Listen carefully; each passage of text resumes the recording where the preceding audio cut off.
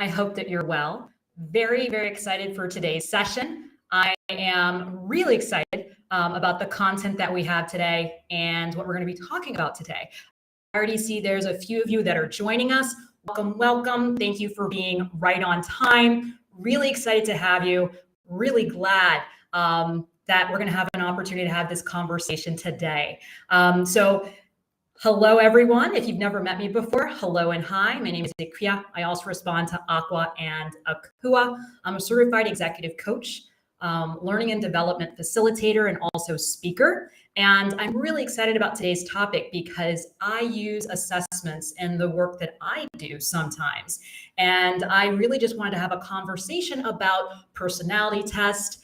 Is it necessary? Is it ethical? Is it something that we should keep in mind? This month, I'm really focusing on, I think, a core leadership skill, which is self-assessment self-awareness. And so one of the things I always love to talk about is that I believe there are three basic ways to build your self-awareness. One, through self-reflection. Two, through getting feedback, right? And engaging and interacting with others around you. And three, one of the ways I feel people can, build their self-awareness is through assessments. And that could be personality assessments, other psychometric assessments. And so today I just wanted to talk about what a personality tests measure, what are the advantages and disadvantages of using them? Do leaders need to even keep them in mind, whether that's through hiring, recruiting, and then of course, because I use coaching tools and methodologies, should coaches be using personality assessments as well? So to have this conversation, I invited one of my favorite humans in the world, my sister, actually. So I invited Dr. Ama Nyame-Mensah, and I'm really excited to hear her perspective because she's actually been able to work with these sorts of assessments and has a really good understanding of data. That's not my background at all, but I am certified to interpret and administer two psychometrics. So I have some level of understanding of them, but I don't create them, and I'm not the one who's validating them. So I thought I'd bring in some experts to help have that conversation. I know there are other experts in the room as well. So I really invite you to raise your hand and join me on stage to share your perspective as well. All right. Thank you all so very much for taking the time to join me today. I know that you could be anywhere. This is really an opportunity for us to connect, to learn, to share. As I mentioned before, please raise your hand if you have any questions or want to share your perspective. This is really meant to be for all of us, so everyone takes away something from the conversation. Before I open up the floor to questions, I'd love to invite my special guest, Ama, to introduce herself really quickly, and then we're going to get into some of the questions that we have. All right, Ama. Thank you so much for that introduction. Can everyone hear me okay? I can hear you fine. Great. So again, thank you so much, Akua, for inviting me here today. My name is Dr. Ama Nyame-Mensah. I am the founder of Analytics Made Accessible, which is a data consulting firm. And so through my business, I help teams and organizations really explore, analyze, and communicate their data more effectively. And so I'm really committed to helping folks really translate their data into compelling stories, and as well as, making sure that analytics is made more accessible. And so in my spare time, I also speak, write, and teach about the ethical and practical use of data, which of course, assessments and tests are a large part of, as well as the consequences and fairness of assessments and testing practices. So I'm really, really excited to be here today. Amazing. And thank you so much for that, Ama. Let's start it off with one of the first questions I have here. And once again, all of you listening, please feel free to raise your hand at any point in time if you want to join us on stage. If you have a question, if you have a contribution, we really do want to hear from you. All right, but we're going to start with Ama first. And Ama, just tell us, what are personality tests? What do they measure? I think that everyone has different ideas about what they are and what they're meant to do, but I'd love to hear your perspective. Sure. So when it comes to personality assessments, I always like to sort of take a step back, right, and talk more broadly about tests and assessments, and really even the word that you've thrown out there, which is psychometrics, right? Yes. And so oftentimes when people think about that, they're like, huh? And so I like to break it down into its root words. And so psycho is a word that's of Greek origin, and it means mental. And metric means measure that is quantifiable. And so taken together, we can really think about psychometrics, which really are the foundations, right, for most tests and assessments to really mean, to measure the mind. And so when we think about psychometrics, it's all about methods of measuring or assessing differences in things like ability, behavior, aptitude, intelligence, right? And all these other types of personal attributes. And so when we think about the word measurement, really what we're talking about here is how we assign numbers to objects or events or persons. And so this could be through the development of different types of measurement tools, right?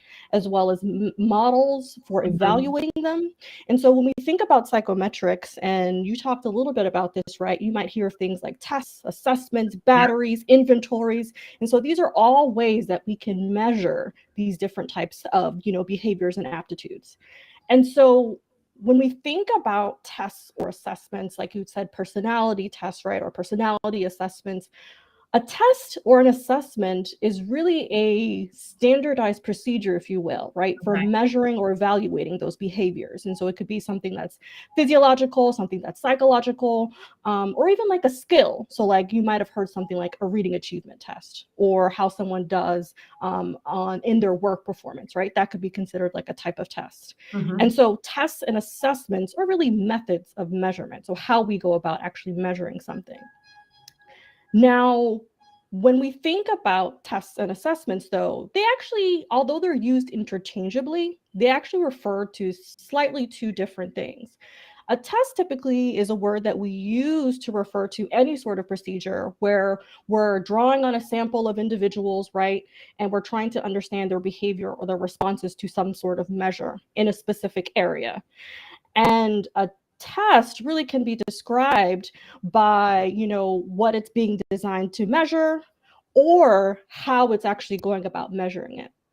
An assessment, on the other hand, is really about a process that incorporates both a test, so the information that's gathered by the test, as well as information from other resources. And this often comes in the form of interviews, things about the individual who's actually taking the test, so like their social background, their educational background, their employment background.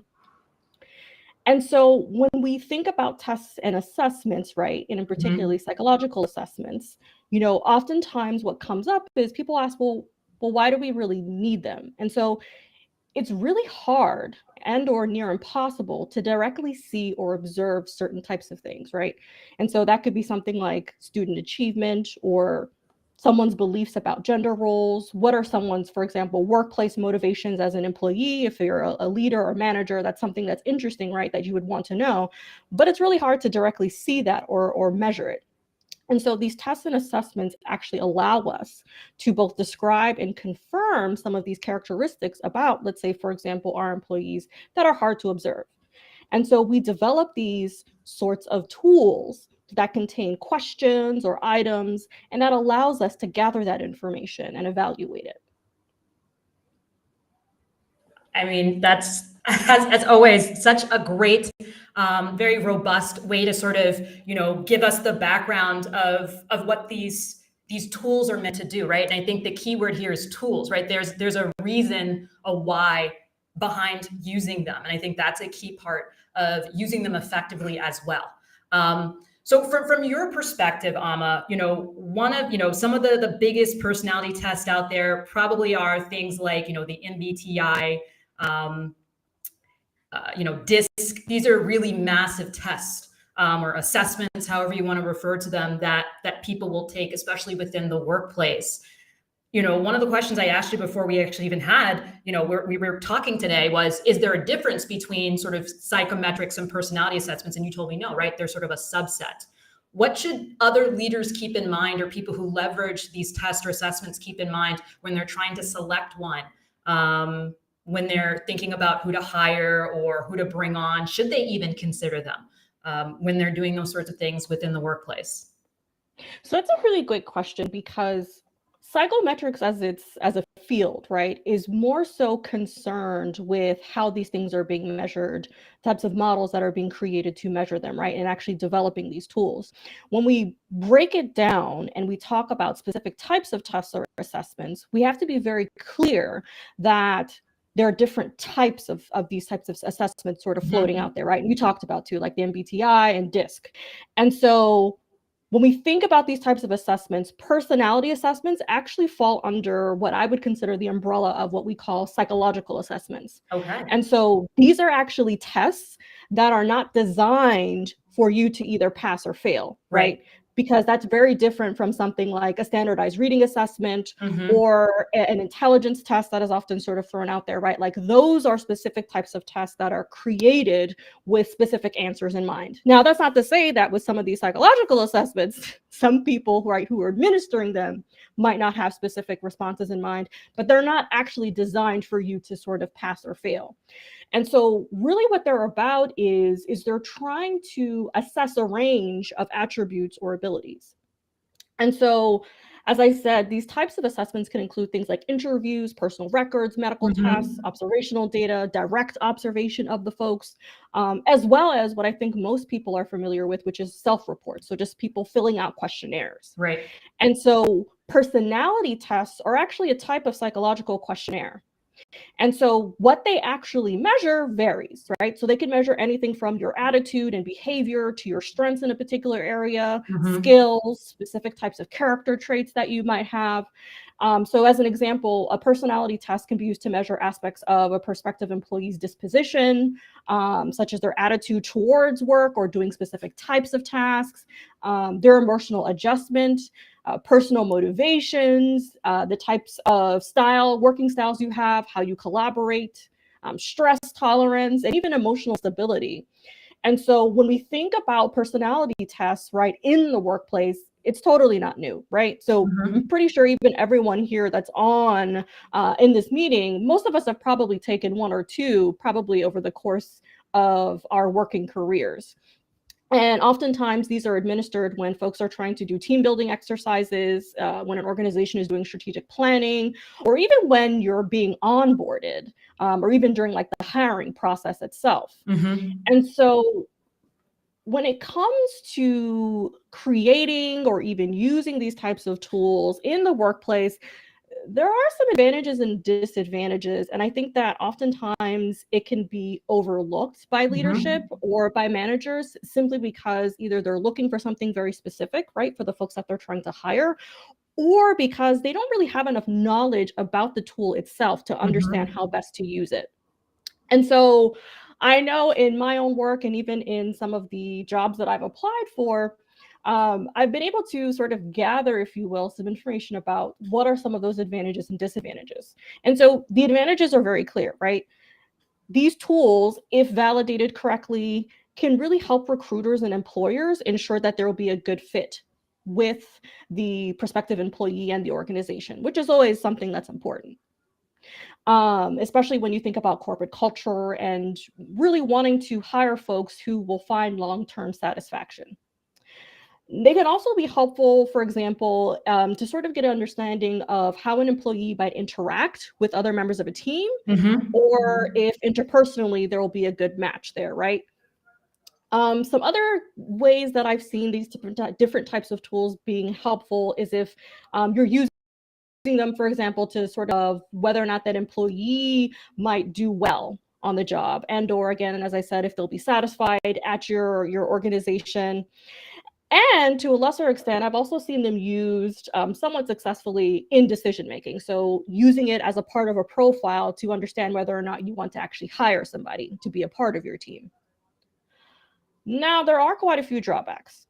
And so when we think about the disadvantages of these types of tools, they don't actually provide insight into whether or not someone will actually thrive in the position. Right. And this is actually something that tends to be overlooked. And it's actually very, very important because oftentimes people think that, okay, if I just give them this tool or this task, then it'll tell me whether or not they'll do well. Not so much. Another drawback is that for the organization, in fact, most of these tests are not available for free. There are some freemium versions, if you will, but they're not necessarily the real versions of the actual test. And so for the most part, you'll actually have to buy these tests. And even as you stated, you'll have to get certified to be able to administer as well as evaluate or score the test and be able to actually understand how to interpret them. And that's a process, right, that you have to invest in. Another thing you also have to think about is the time element. People don't actually like having to take time out of their day, especially if you're using this in the hiring process, to complete these tests. Now, some of these tests are shorter, and there are some revised versions of some of these longer personality assessments. Some of them are very, very long. In fact, not too long ago, I was applying for this position just to sort of see what their process looked like. And a personality assessment was a part of it, and it took about an hour. Wow. And when I tell you that was an hour I will never get back, it is an hour I will never get back out of my day, right? And so that alone was very irritating to me. And so you have to factor that into your process to see whether or not that's something that would alienate some potential employees, right? Another thing that's really important is that people can lie. And this tends to be the one that we've talked about quite a bit. And it's the one that I tend to get a lot of questions about from people when they're sort of considering using these types of assessments. People lie all the time. And so when people are not truthful, right, the tests aren't necessarily going to provide you an accurate representation of that person's quote unquote personality. And so you have to think about what that might mean, right? If you end up hiring someone who scores well on a particular element of the test or is scoring in a way that, makes them look advantageous to you and you hire them, but then it's a bait and switch because they start working for you and you're thinking to yourself, oh no, this is not at all what we were thinking based on what they scored on this particular assessment. And so that's something you have to factor into your decision. Another thing as well is that, and I always laugh a little when I say this because I think oftentimes when it comes to personality tests, people have already made a decision that they're going to use one, right? But I always caution folks and say that, not all tests are suitable for all situations. And this is a really big factor because just because you can learn something about someone's personality does not actually mean that it's relevant to the job or it even should be considered when that person is applying for a job, right? And so even though these personality assessments are a tool that you can use, doesn't necessarily mean that it's something that should factor into that job decision that you're making as a manager or a leader. And I think similarly as a coach, right, it can be helpful, but it doesn't necessarily give you the full picture. And so you really need to weigh the pros and cons of administering such an assessment or even using it as a part of an inventory that you've created for yourself. And so I also think it's really important in thinking through some of the pros and cons of employing some of these assessments is whether or not these types of assessments are systematically producing misleading results. And that could come in the form as test bias, right? So thinking about how different members of society might respond to them, whether or not the test itself is biased in the types of things that it's measuring. Are these things that you value as a person? Are these things that your organization should be valuing, right? Are there certain types of personalities that get more due? Just because society says there's some, there are personalities that are going to do better. And what does that mean for you, right? And so, like most things in society, these tests are, of course, embedded with structural inequities and practices that are going to privilege certain groups while negatively impacting others. And so you really have to think about that.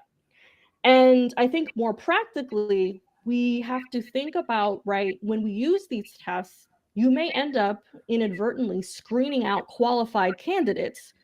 And many jobs, there really isn't a mainstream personality that fits the job type, but there are managers and organizations who have decided, right, that certain personalities would fit that job type. And so you might be losing talent that could help boost your business, but will never get to you because you screened them out because of this test. And so these are some of, the drawbacks that I think about when choosing to use a type of test or even going down that road. And even when I sort of advise folks about, well, how might you go about including it in a package or in your process? You can't see me, Ama, but I've been nodding my head a lot. I think a lot of what you shared really resonated with me. Those of you who are listening, please react with an emoji if what Ama has shared has resonated, is something that you also have thought about. And I see a few emojis here. Thank you so much, Elizabeth. Thank you so much, Arnaud. Great to see you. Glad to have you all here. I'd love maybe for us to pause here. I always have tons of questions for Ama because I find this so fascinating. And as someone who initially thought I would use a lot of assessments in my coaching and in my leadership work, I think it's really important to constantly be very curious about how are these things made? what are they creating? But I'd love to see, are there any questions? Would anyone else like to share their perspective on using personality tests and from their perspective, other advantages and disadvantages? Feel free to raise your hand. Would love to have you join. All right, I see one hand raised. Welcome. Hi guys. You can call me Push for short. Hi, Push. Glad to have you here. Thank you so much for joining us. Yes. Can I quickly share about my experience very quickly? In terms of leveraging assessments and personality tests? Yes. Please. Yeah, I would love to hear your perspective on that. Yeah. So these tests are right now a trend in every organization. What I'm experiencing, these are good, okay, but that doesn't guarantee you. For example, let's say I pass this test before going for the job role what they are hiring me for. That doesn't guarantee me when a situation will come that I will perform to the best of my productivity peak. So I'll quickly share an example. I had a privilege of working with a leader wherein we were conducting the initial round of interviews. So what happened is, let's say the requirement was only 2 personnel to be hired, and we shortlisted 10 people.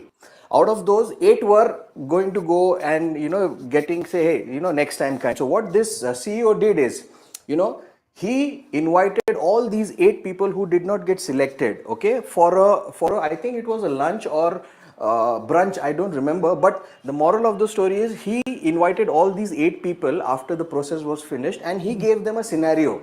Okay, so if you are put in this scenario, what will be your plan of action? And trust me, out of 8, 6 got hired in spite of all the 2 who were already hired. So what my point here is, you never know who is going to surprise you. Just because I do not make it for the final job appointment letter doesn't mean that I'm less productive. So having tests is okay, is good, but also the human touch or the human aspect. I might have the qualifications or certifications, but when a situation pops in, I freeze. So nobody can say these tests are foolproof. So this is what I wanted to say. Thank you so much for listening. Cheers. Yes. Over to you. Thank you so much, Push. I agree with you. I think Ama also spoke to that a bit, right? Recognizing that it's crucial, right, that there's that engagement piece. And I actually saw someone who commented on the idea that, tests can't replace actual human engagement, right? If you really want to know your teammates, your colleagues, your leader wants to really know you, they have to engage. An assessment's not going to do the work for them. Ama, I saw you on mute. Did you want to comment?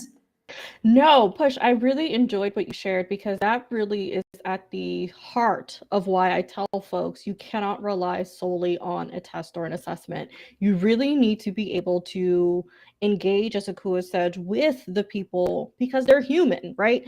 Also, I think this notion that there is a right or wrong answer, especially as it relates to personality assessments, is so flawed. It's just society has decided, right, that there are certain types of personalities that we should value. And so they're the ones, right, who would in this scenario do good, but it doesn't necessarily mean that they would make the best employees. So thank you so much for sharing that. All right, thank you so much, Ama. Yes, we have another amazing coach and consultant that has joined us on the stage. Indra, please feel free to unmute and share. That was quite the build-up, and I hope you can hear me because I'm having technical challenges today. Yes, I can hear you loud and clear. Awesome. LinkedIn Audio likes to change my audio settings in the middle of a session. So Ama, if we were in the same room, I would be high-fiving you like after every sentence. I loved everything that you said. It's spot on, understanding the assessments, knowing why you're using them for the right reasons, and knowing how the data is used. All of that is awesome. I think as someone who, even as a small child, was constantly being put in a box by people, and then I was expected to perform or behave a certain way, I have always shied away from any kind of assessments around personality. And so in my work, I tend to use them very sparingly and be very clear on why I'm using it and what I expect to get out of it. Because I think the worst thing we can do is use these assessments to put people into boxes in the office. And, I hear a lot about culture fit and, this person won't be a good fit. Well, if we hire everyone that's exactly the same as us, then where do we get ideas? Where do we get innovation? Yes. Where do we get change? We don't. So I'm always, hesitant to use the word culture fit. And when I see people then trying to use assessments as a way to determine if people are a fit, that to me is a slippery slope and a bit dangerous. But I also think, like you said, there are benefits to using them for maybe some surface data or surface information. But I think we can get so much more out of talking to people and being very focused on how we interview so that we're very clear on the information that we want to get out of people. To determine if they would be a value add to the organization, not a culture fit, but what can they bring? Are they a value add to the organization? And maybe and this is just my personal opinion, there's no data or science behind it, use assessments for things that can be measured accurately, maybe skills instead of personality, if we want to know if people have, the skills that you can't get by asking questions. So, Indra, I love what you just said, and I completely agree with regards to the language around culture fit. Now, one thing I think that is interesting, right, about these assessor tests and batteries and inventories and all the related sort of measurement tools that we use is that I think oftentimes people have this notion that all of these things are real. Yes. And I'm always, surprised when I have these conversations with folks and I say to them, all of this is made up. And they kind of freak out. And I'm like, no, seriously, a group of people, if you really think about how these tools are designed, come together and make a decision, a conscious decision, and decide in that moment. Usually it's over time, but come to a decision about what they're going to consider, right, to be a particular to be, for example, someone to be proficient in a skill or not proficient, or how we are going to define a particular type of personality or different types of personalities and how they work together. All of these things are human-made decisions. Sure, yes, there is science and research behind it, but as someone who is as a social and behavioral scientist, I can tell you a lot of this stuff is not as valid as we would want it to be. And it does get a little bit scary when you think about how much we rely on some of these assessments in the decision-making process, especially when folks don't actually sort of go under the hood and get a sense for what they're actually doing and measuring, because oftentimes they're not actually in line with what we think they're doing. But to your other point about possibly using some of the assessments that are measuring skills, there are actually some of the same issues with some of those skills-based assessments as well, again, for some of the reasons that I discussed.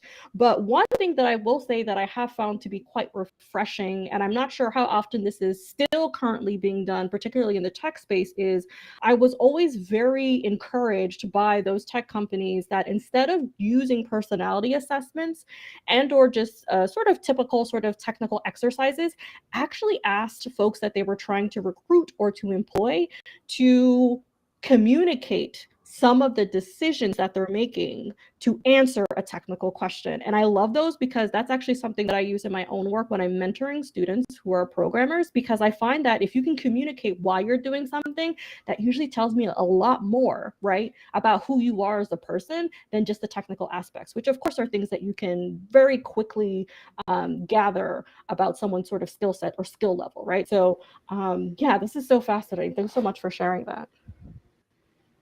Can I say something very quickly? Something came to my mind, very important. Please, yeah.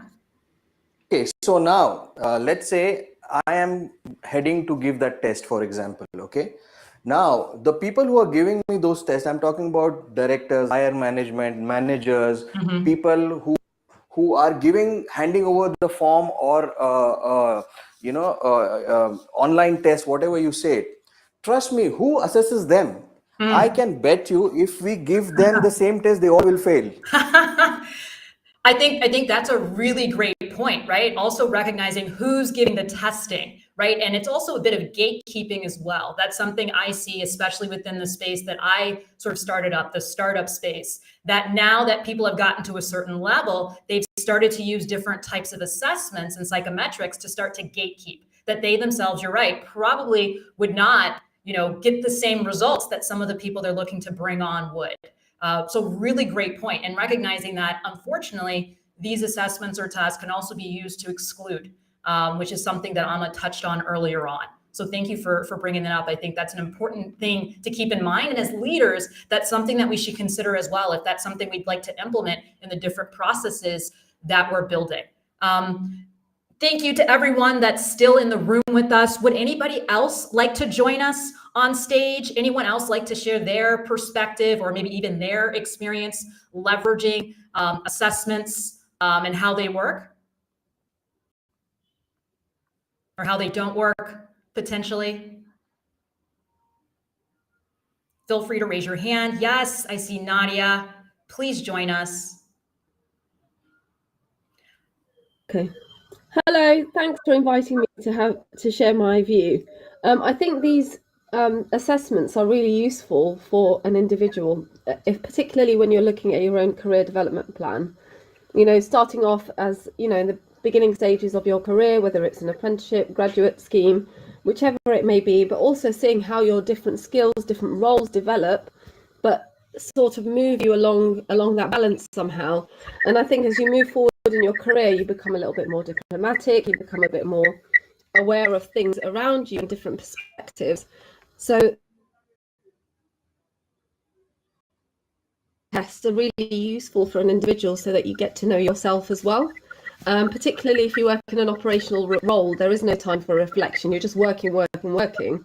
So taking that reflection time is a really, really positive thing that allows you to develop skills in different areas, but also to recognize where some of your unconscious biases are as well. Yeah, thank you so much for sharing that, Nadia. And I agree. I think that assessments can be used to help people build their own vocabulary, to help them come up even with the terms, the phrases, ideas on where they can focus their time and energy as well. I think the key, though, as someone who administers these types of assessments, is that whoever is supporting them on their process of leveraging these tools clearly spells out that, these tools don't define them, right? That the results are not them. And that different assessments could completely define, right, whatever skills or personality attributes that are being defined in different ways.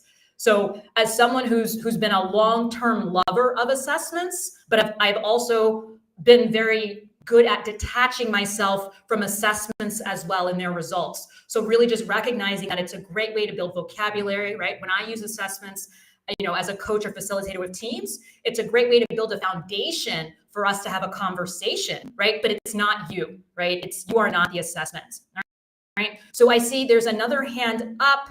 Or did anyone else want to share their perspective on that? On what Nadia shared? All right. Please go ahead. See, I'll be very quick. Nadia, great point. See, the whole point is assessment should not be the only criteria, because if let's say if I don't make it in the assessment, have that connect to humanly talk to me, because I come from aviation industry. Okay, I used to work for Qatar Airways. I have had colleagues who used to fail in the recurrent which we had every year, but when a situation was there to handle, they were outstanding.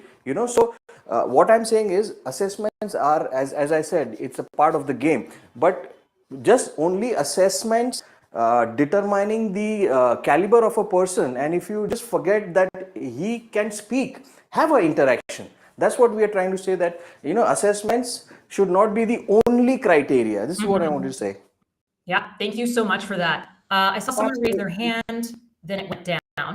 Feel free to raise your hand again. I'd love to bring you onto the stage to hear your perspective. I did want to share, there is someone with us, Margaret, I hope I'm saying that correctly, Mouton.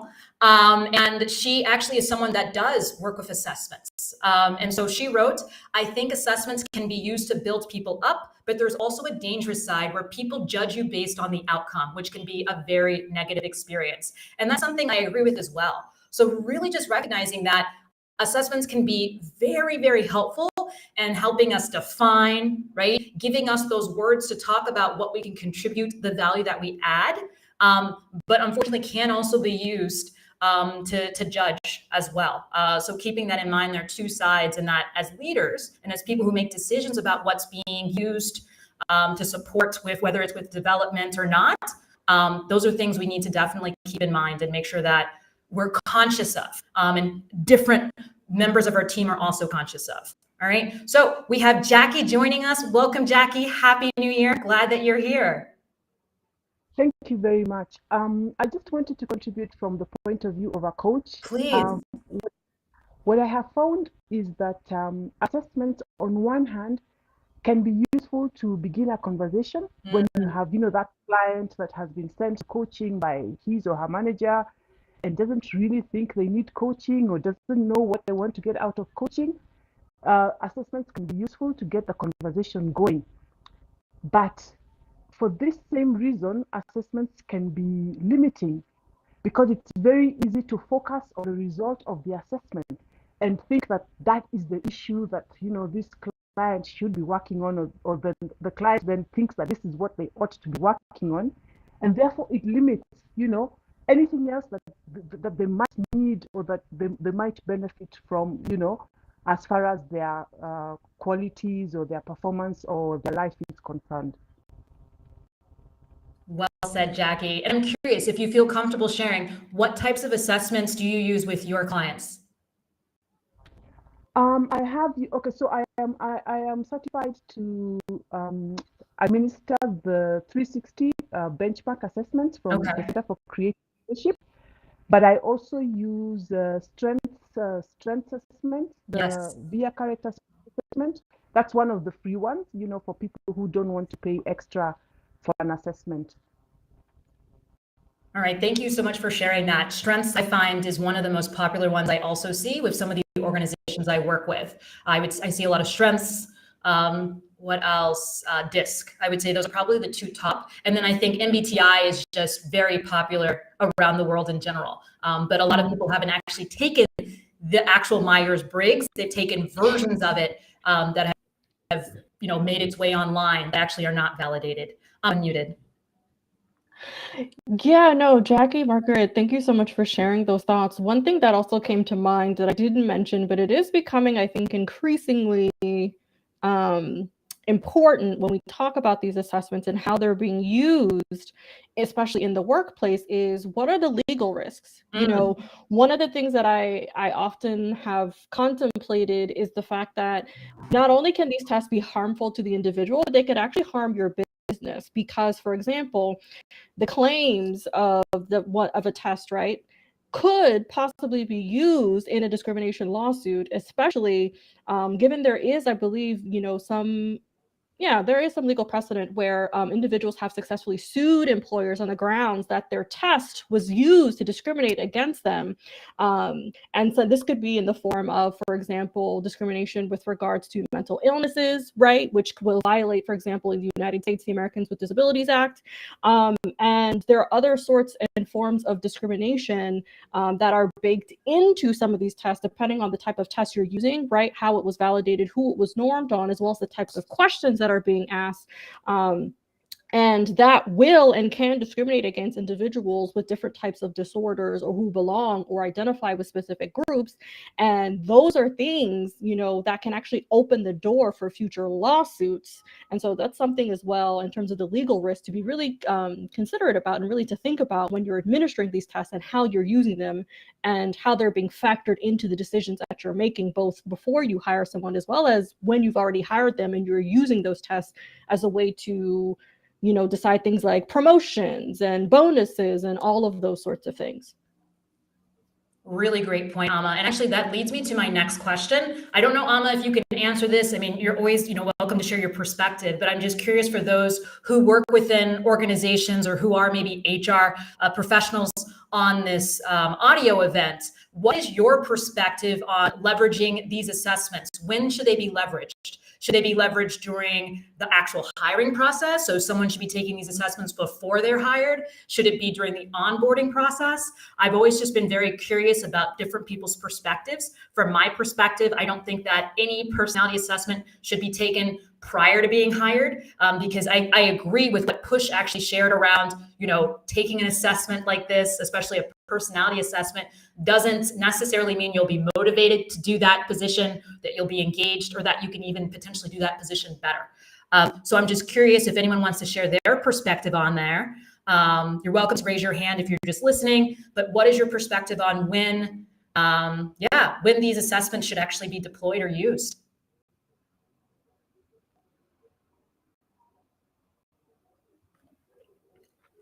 Arnold, excited to have you.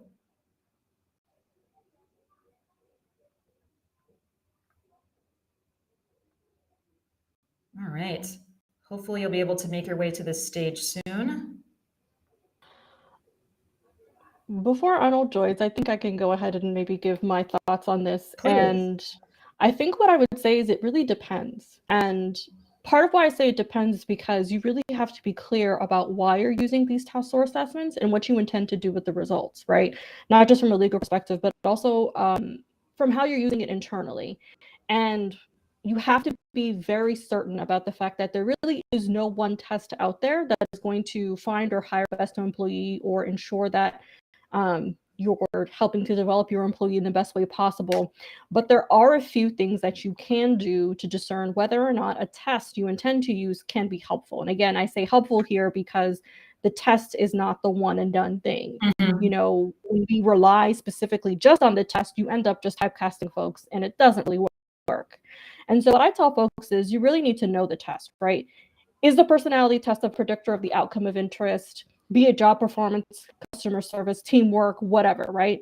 Know the test, know who the test was normed on, know how it was created, right? Are there items on the test that are related to that outcome of interest, right? Are they more sort of related to the individual and their private thoughts and feelings, right? How have applicants reacted to the test in the past? Mm-hmm. How have employees reacted to the test in the past? Have you even asked them if they even like the test, right? Yeah. These are all really important things to consider. The second thing is, make sure that the test is accessible if you're using it, because one of the things that I remember is back before, a lot of these things were computer-based, they were doing these things with pen and paper. And so imagine a 1-hour test on a computer, but on pen and paper.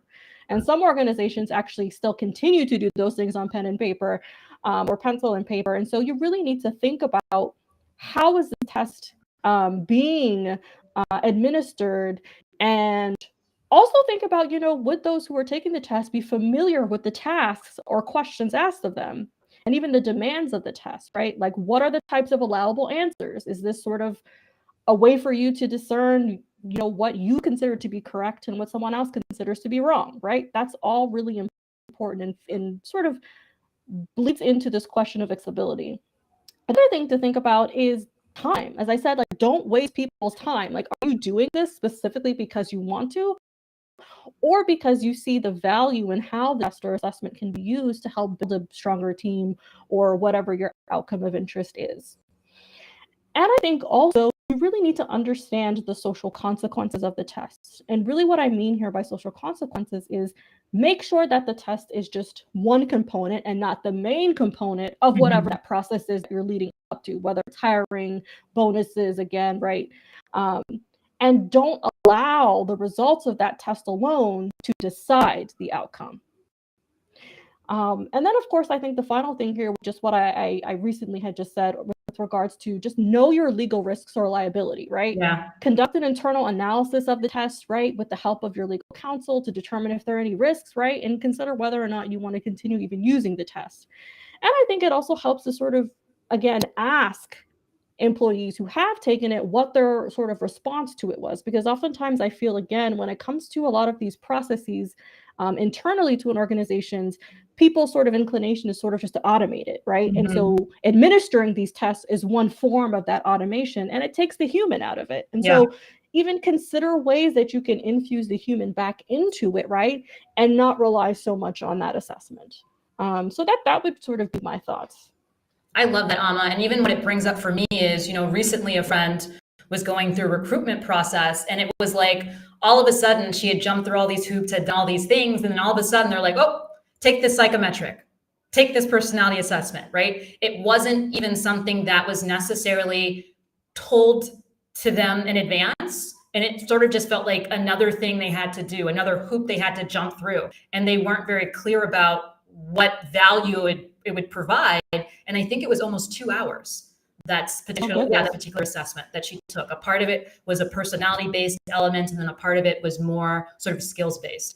So I think a lot of things you shared, nodding my head a lot. Arnold, glad that you could make it onto the stage. I'm not sure what was happening with technology, but I'd love to hear your perspective as someone that works within talent.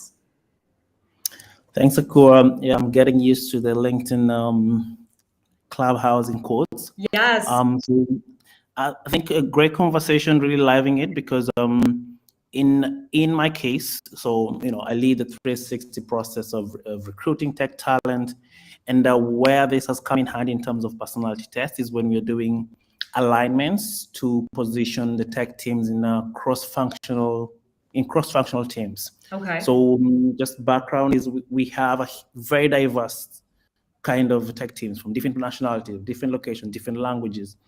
And what this has helped us is when we're looking at building these teams, at an alignment stage where hiring managers are making decisions to see who makes sense to join their teams or who can add value in terms of bringing a specific piece to the team or gelling well with the culture. And I would give an example where we had a specific hiring manager who had built a team that had one nationality majority in the team, and they were building products that they felt they didn't have a quite diverse thought process in terms of the end product. And having a personality test has helped us to see where these people see themselves in the test, where they would be more successful working with other people, building relationships, gelling in terms of value adds in the culture and the wider organizational values. And in many cases, we probably don't even use it. If we feel towards the alignment that the test is not really useful to make a decision, we don't look at this, but only when we feel let's build a cross-functional team where this test can give us some evidence that they would be more successful here or they would feel more at home on the other side. So in summary, that's how we look at it. I love that. Thank you so much for sharing your experience and sort of like a real case study on how assessments can be used. And it sounds like used quite successfully. And I love the idea, especially when you're within a very diverse culture and environment, like just needing some sort of tool to help you sort of wade through all those potential differences. So that sounds like a really, really interesting approach. So thank you. Yeah, thank you so much for sharing that. I don't know if there's, once again, I'd love to just do a call out because I want to make this as much as a conversation as possible. It's been really great to hear everyone's perspective that's on the stage. Would anyone else like to share their experience? Anyone else want to share their thoughts on the advantages and disadvantages of using these assessments? Anything they've seen work well or maybe not worked so well? Feel free to raise your hand. In the meantime, I'd love to hear, do you have any favorite personality assessments that you like to use? Oh, I knew this question was coming. So I do not. In fact, as you can probably tell from this conversation, I'm not necessarily the biggest fan of personality assessments.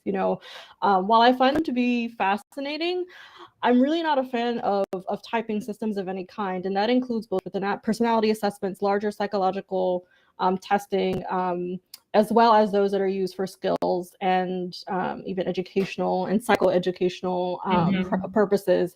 And that's not to say that I don't see the utility in them, right? In terms of how they can be helpful for alignment, for improving, for growing. But oftentimes, in my own research and in the work that I've done, I've seen the sort of darker side of these sorts of assessments and tests and how people actually are using them to harm people in society. In fact, that's mostly what I've studied and done work on, is sort of how these things can go really bad. And I think because of that experience and expertise and knowing a lot more about the sort of background and how a lot of these tests were developed and sort of why they were developed, that has sort of led me to have a negative view of most of these sorts of assessments and personality ones in particular. But I think that there is always hope and there's room, right, for improving on how we design and develop these sorts of assessments. And even as a society, it's sort of a moment for us to sort of take a step back and think about, well, what are the things that we value and how are we embedding those values into these sorts of assessments? So, you know, it might change in the future. I'm hoping it might change. But as it stands right now, I do not have any favorites. Yeah, that's fair. That's fair. Would anyone else like to share their favorites, or, you know, even assessments maybe they use within the work that they do? Can I go quickly? Please. So when I was working as a performance coach, it's basically an auditor. So we used to conduct assessments. Now, whenever present employees or new recruits, whenever we conducted an assessment, we made it a point that 1 hour we used to discuss that paper after the assessment is finished. And we used to give them feedback, okay, this is the question, and we used to quickly tell them the relation as to why this answer is so. So I think this is a very productive approach when you discuss the assessment result. Of course, you have to keep questions in the mind. We didn't have hundreds of questions and 15 minutes to answer. We had practical questions, scenario-based questions, and technical as well. So after discussing the answers of the question, even if the employee or they didn't get selected or whatever, so they knew the answer, and next time when they approached, they had the entire blueprint with them. So sharing after the assessment is over the entire paper, I think it worked for us. I'm talking about my experience, but it can go vary from case to case. Yeah, thank you so much for sharing that, Push. I saw that you unmuted. Was there something you wanted to share? Yeah, you know, one thing that Push is describing that I think is really interesting is there is a greater sort of push for doing what we might call sort of like cognitive interviewing or additional sort of follow-up questions, right? After someone has taken a standardized assessment or a personality assessment or some sort of test. And I think I would have to agree that that is a really great way to not only provide feedback, but to also get a better understanding of how and why people are responding to an assessment. Because one of the other things that I found even in my own work is that there's this misconception that everyone approaches a test or an assessment the same way. Yes. And that's actually not true, right? Everyone brings to that situation, to the testing situation, into the room when you're having that conversation, if it's an interview, right? Their own background, their own biases, all of these things are coming with you into the room. And likewise, the folks who are testing you, right, or administering the assessment also have their own biases and bring with them their own background and baggage as well. And so I think there needs to be a greater understanding and acknowledgement of those differences being brought into the room. And I think also there needs to be a greater sort of reckoning around those differences not being bad, right? And so I think, yeah, thanks so much, Push, for talking about that process that you use in a previous work environment, because I think that is one that is positive and can lead to a lot of great conversations and change in the workplace. Yeah, I agree. I agree, Push. It was really interesting to hear that experience that you've had. And Ama, to your point, one of the things that you learn, or I learned when I was doing my MBTI certification, was the importance of sort of setting the expectations, because even just calling something a test, people will show up differently. And I think one of the things I always try and remind people is that when you take that test, you're taking it a lot of times in a way in which you'd like to see yourself, right? So it's sort of how you see yourself or how you want others to see you might be two very different things. And so keeping that in mind, you know, as someone who is administering the test or assessments, and once again, words, language is really, really important because people respond to them very differently, right? And then when you're doing the debrief, and I think the debrief is probably even more important, right? And letting people know, you know, once again, this is not your identity, all right? You are not the results of this assessment. This is just one sort of indicator, or, you know, these are just words that you can use to help describe how you potentially could be showing up, and specifically how you showed up taking this specific assessment. So we have two people, I believe, that joined us. Really excited to hear both of your perspectives. We're going to start off with, and please correct me if I'm saying this incorrect. Is it Mad? Oh, did we lose him? I'm not sure what happened here. Sochi, I'm trying to bring you up here. Majid, I had you up here and then you dropped. I'm not sure what happened. Hopefully everyone can still hear me. Okay, Sochi, I think we have you. All right, thank you, Push. Appreciate that. Sochi, we'd love to hear your perspective and Happy New Year. Glad to have you on here.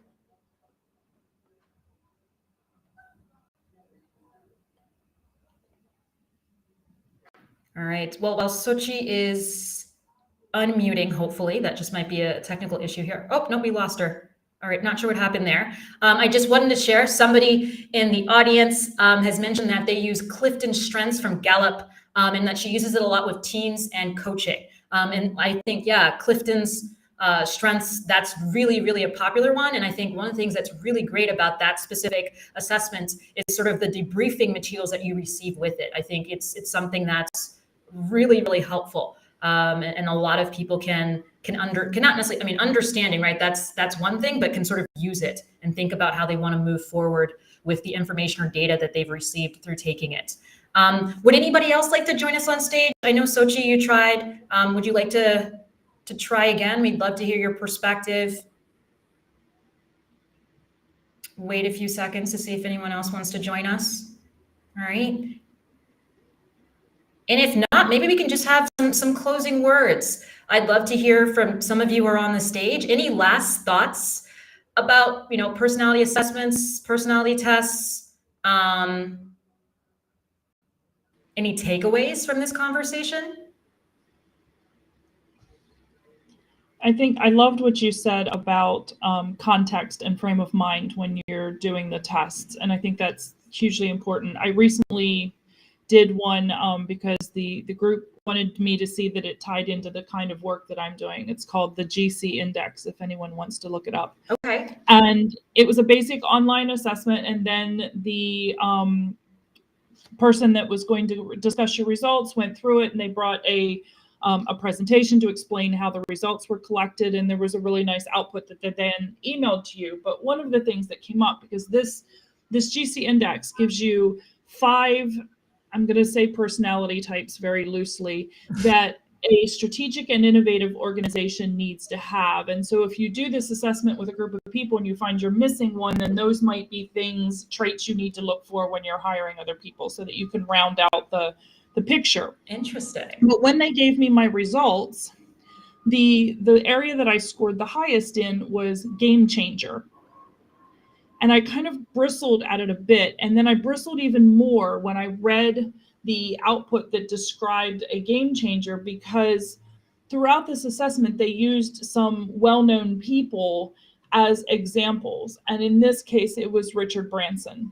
Ah, okay. And I immediately reacted to that with, I'm not Richard Branson. That's not me. So this test is flawed because this is not how I think I show up. And all of these reactions started happening. So I think your point was spot on about how do we go into the test? How do we come out of the test? What are the results telling us? And how are the results being shared? Because then when we got down into the nitty gritty of it and we started talking about all the different things and we removed those famous people names that I was reacting to, and we started talking about what a game changer does, then it fell into place and it made more sense.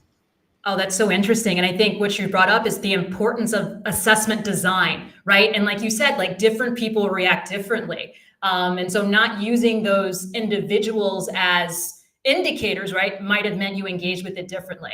Really interesting. Thank you so much for sharing that. Yeah. Majid, am I saying that correctly? I know that you just joined us on stage and you've been trying to get on. Was there something you wanted to share?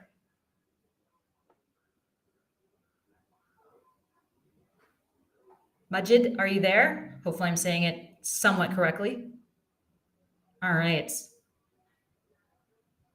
Maybe you can't hear me. Any last words from anyone else? We have just 2 minutes left. Jackie, please go ahead. Yes, I just wanted to say that the big takeaway for me is the reminder, and thank you, Ama, for this, that a lot of those tests and assessments come embedded with certain structural or whatever you want to call it, iniquities. And it's very, very important to remember that. And I say this especially when I think about situations of multinational corporations and you have people from vastly different cultures or backgrounds trying for the same position or the same job or looking for the same promotion. And then they're being judged using this assessment, but really, is it the right thing to do? I love that, Jackie. Thank you so much. I think it's even something to consider, right? These assessments, right? So we live on the African continent, right? I believe you're in Kenya, right? I'm in Ghana, but we're using assessments, right, that are made in other parts of the world, right? Even with, if we even take this to like skills sort of based tests, right? Where maybe it's even reading comprehension, recognizing that even the words that could be used, some people might not know certain types of climates or geographies because that's not something that is, within their environment or region. So these are definitely key things to keep in mind, right? No, seriously, Jack. I remember somebody once talking about an assessment that asked for some specific type of weather, and they had never heard of it. They're like, I don't know. That was me. Yeah, I think I was sharing that story with you. So it's really something that can come up. All right. So thank you all for joining me this Friday afternoon. I'd love to ask Ama maybe for her last words, and then we're going to close up this conversation. Sure. Thank you so much again for inviting me to be on stage here and have this conversation with all of you. It's been so refreshing and great to hear people's perspectives on personality assessments and just tests and assessments more broadly. And I think my parting word would be just to make sure you're always thinking critically about why you're choosing to use a personality test or assessment and not relying solely on it in the process or in any process, right? And I think, Jackie, your parting words were exactly why. You have to always be cognizant of who's taking the test, why, and where was the test created, who was it normed on. All of those things are really, really important when we're thinking about employing such a test, and then of course using the results of the test to make a decision. So again, thank you so much for having me. Well, thank you so much, Ama, for joining me. It's always a pleasure having conversation with you and hearing your expertise and your thoughts and perspectives. Thank you all so much for joining me on the stage. Those of you that are still listening, that have been here the entire time, thank you so much. I see you, Tara. I see you, Carly, Fatima, Elizabeth, Bobby. We really, really appreciate it. I try and have these conversations every single Friday. So it's 3:30 p.m. GMT, which is my time. I'm based in Accra, Ghana, which I believe is maybe 10-11 a.m. I think Eastern time. My sister's based on the East Coast of the US. So please feel free to join me next week. We always have a leadership related topic conversation. If you want to join me as a co-host for the next conversation, feel free to reach out. But thank you also very much for joining me. You could be anywhere, but you're here today. Thank you again and enjoy the rest of your Friday and have an amazing weekend. Bye, everyone.